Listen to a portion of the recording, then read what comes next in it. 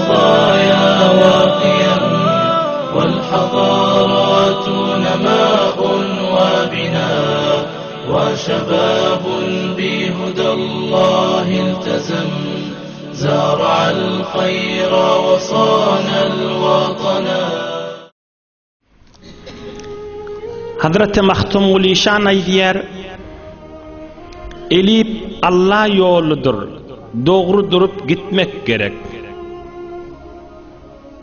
Bi, elip, bi, ti, si, cim, her harftan, elipin her harfinden ders alıp aydiyer. Ey cemaat, elipin her harfinden ders alıp aydiyer. Ey cemaat, elif bin her harfinden ders alıp aydiyer. Elif, yani Allah yoludur, doğru durup gitmek gerek. Mahtumul İşan şu ders alıp Türkmen doğullarına savgat etdiye. Elif, ba, b'den nämalıptır? Bir Hudanın birligin bir hak bilip bitmek gerek. T, ta, ti de deyiliye. Elif, ba, ta, te. Ta, tövbe istiğfar edip bu dünyadan ötmek gerek. T'den tövbani alıptır. Dünyadan geçende iman menen Allah'ın kapısına yıkılıp geçmek kavudur. 3 noktalı sa, si, sa. Sa, subut eylep kadam, hak emrini tutmak gerek. Sa, ayağın qayım, makam dinin üstüne koyup, sa, subut eylep kadam, ayağın qayım basıp, hak emrini tutmak gerek, Allah'ın buyruğunu tutmak gerek diye aydiye. Ta ahir harflere başlar. Allah'ın dostları şu dünyanın sefhelerinin ayunun elipiden ders alıvatıylar. Ohum akıllı adam, zerin adamlar şundan ders alayan olsa, ey cemaat, biz şu doğru aydılayan ak nasihat ba, şeriat, din, Resulullah, Allah aydıptır, falan zat aktır, falan zat karadır deyip, onunla hükmen ders almalı oluruz.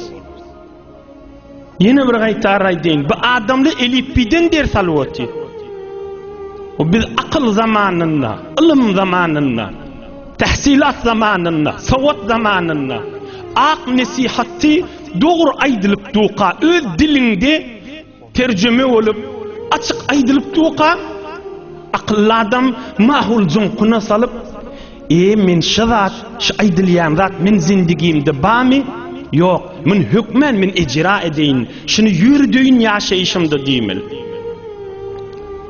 Bir beyik adam geçiptir dinimizde, ona Ebu Süleyman Darani diyale, El-Zahid, El-Qudve, Ebu Süleyman Darani, Ahadul Ebdal, yerin yüzündeki 40 velilerin biri, öz zamanında. Keza fil iber lil İmam Zahidi. Öz zamanında 40 velilerin biriymiş.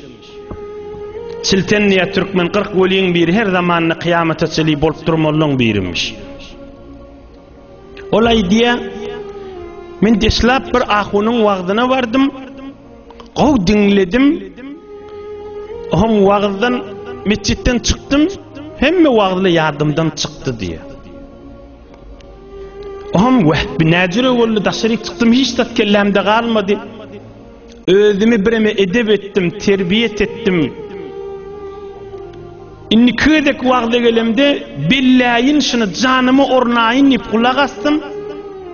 Mescitten çıkamda yardımda di, emme öyü varamda yardımdan çıktı diye.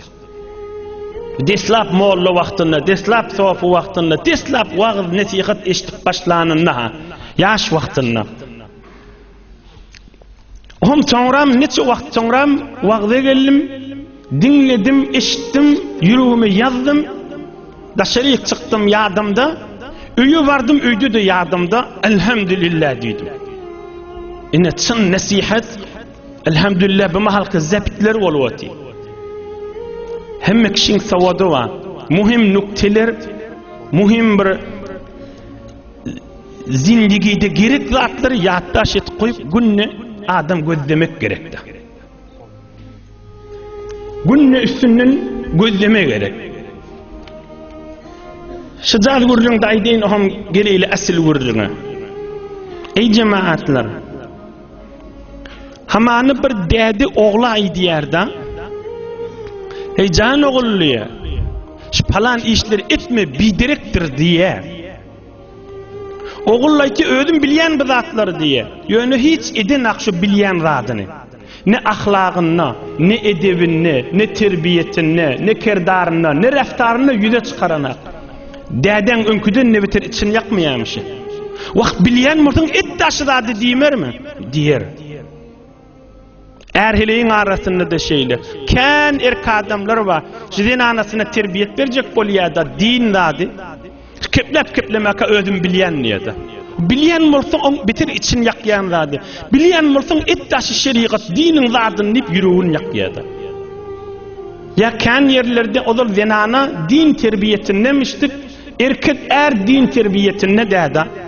Ağlıya, can çekiye, keplecek bolya keplemeka zenanası ödüm bilyen bu zatlar diye. Emma hiç etyen işini görünenak bilyen zatları. Bilyen bolsa şonu ibraz etmeli. Bilyen zatını ahlakına, harekatına, berhorduna, dehretine, namazına, garip kasar gözlemesine yüze çıkarmalı da bilyen zatını. Yo ödüm bilyen niye da? Ödüm bilyerlik hiç peydası yok da yüze çıkmalı şu bilyerlik. Adam terbiyetini sınıp yüze çıkmalı.